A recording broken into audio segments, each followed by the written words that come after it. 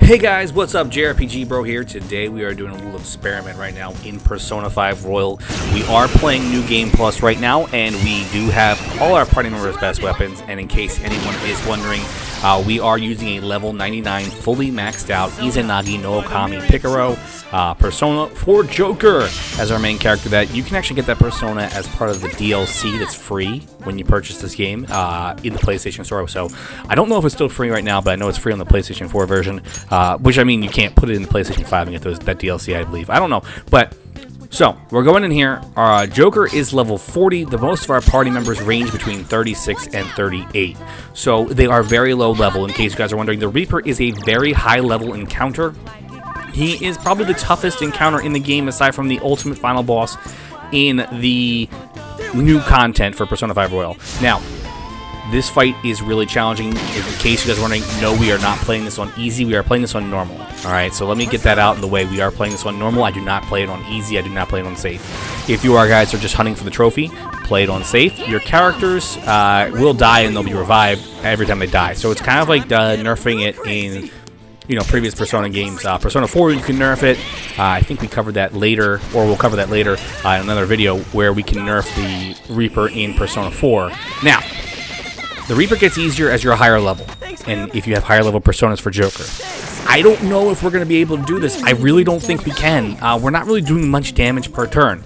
So, if you guys want to make sure you have the best way of surviving the Reaper in general, and like I'm saying, like if you are wondering what's the best way to survive an encounter with this guy, let him ambush you. Now, I know that sounds counterintuitive to what you guys would think you should do in a game like this, but if you let him ambush you, he gets 1 attack per turn as opposed to his usual 2 to 3 attacks per turn.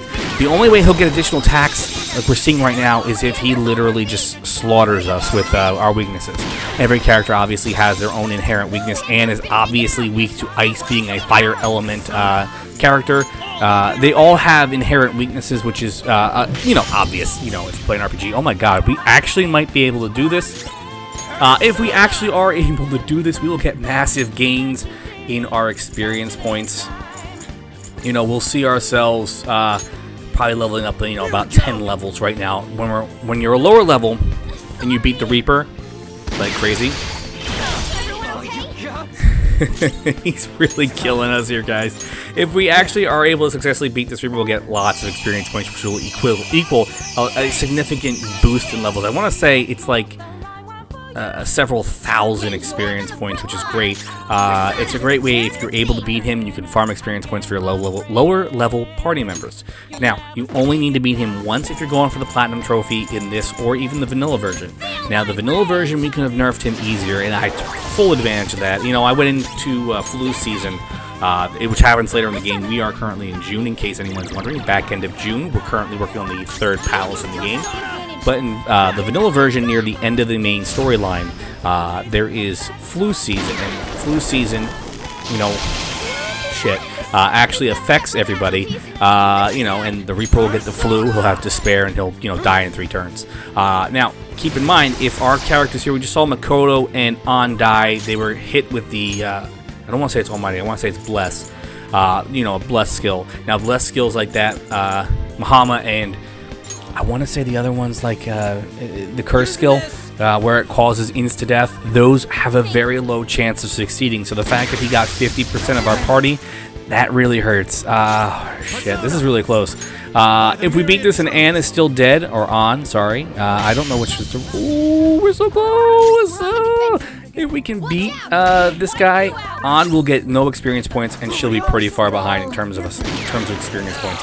I don't want to use all of our revival beads in this fight here to prove a point. Let's see. We should take them out here, and there we go, baby! Yeah, baby!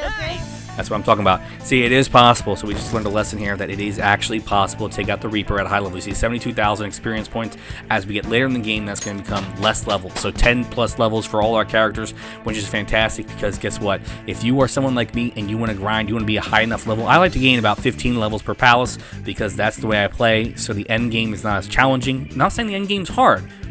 but it makes the difficulty a little bit lower. I know Persona 5 Royal is not that hard of a game, even playing it on normal, but you know, I like having that safety, especially since when we max out all our confidence, we get brand new personas we can create, and they're all high level, and you want to be able to use them for more than just, you know, the last dungeon and a half. You know, we want to make sure we're able to do that. So as you can see, we're going to get a whole butt ton of skills now for our party members, which is fantastic. It's also crazy that there's so many skills here. And as you can see, I like to have them really neatly organized here in terms of what they are. You know, their stats. So I like to keep their elemental thing. You see Ryuji has his max persona. So if you guys are familiar with Persona, when you hit level 10 with your Confidant, their persona kind of levels up or evolves based on whatever terminology you want to use. They change. So we actually reached rank 10 with Ryuji already. He's one of the easiest characters to get through right away. Now, I still strongly suggest using a guide. We'll be focused on that later, obviously. We are playing through this game, Persona 5 Royal. We're going to be doing a Let's Play in the very near future to celebrate the 25th anniversary of the Persona franchise in 2021. And we're going to get ready for a trip through Persona 5 Strikers coming out in February. So that's going to be really exciting. But this was insane. I didn't think we could do it. I know you can do it if you play it on safe mode, because you can't die in safe mode. But the problem with safe mode is you'll get all these experience gains, but then, you know, you can't change the difficulty again. Like, if you want to put it on easy and fight them, it's easier. But we're playing this on normal and we were able to do this. And you guys see how we did it. We used DLC Persona, which is overpowered. I don't know if we would be able to do it with anything but that overpowered Persona. Maybe if we use other overpowered Personas we got from our previous playthrough. Like I said, this is New Game Plus. So all our characters, we have their best weapons, their best physical weapons, their best melee weapons, their best armor, their best accessories we can give them. They're all pretty well stocked up. So, I mean, it's it's definitely crazy that we were able to do this. Let's try it out. I gotta say, this is gonna make, you know, the upcoming boss fight in the next palace pretty simple and straightforward. It's gonna make a lot of the fights in the coming games, content pretty easy. And like I said, it's not like Persona 5 Royal is the hardest game in the series. It's pretty straightforward and very good introduction to the series, since none of the other games are really tied together. With that being said, guys, I want to thank you so much for watching. I'm that JRPG bro. Make sure you guys like, comment, and subscribe. We be uploading videos all week long of your favorite JRPGs. Well, my personal favorite JRPGs. We've got so many games coming through, celebrating the 25th anniversary of Persona. I will see you guys later with more Persona videos. Make sure you hit that like button, and I'll see you guys next time. Man, I thought we were done for.